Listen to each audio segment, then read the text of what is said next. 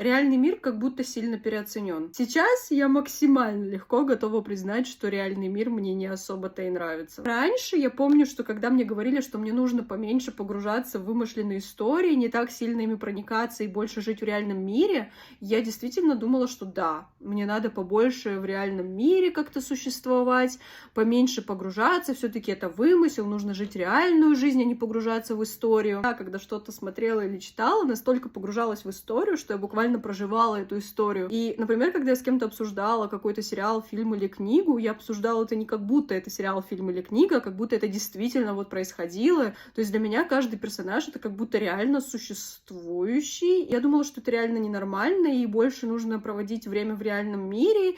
И нет, реальный мир переоценен. Что должно привлекать в реальной жизни?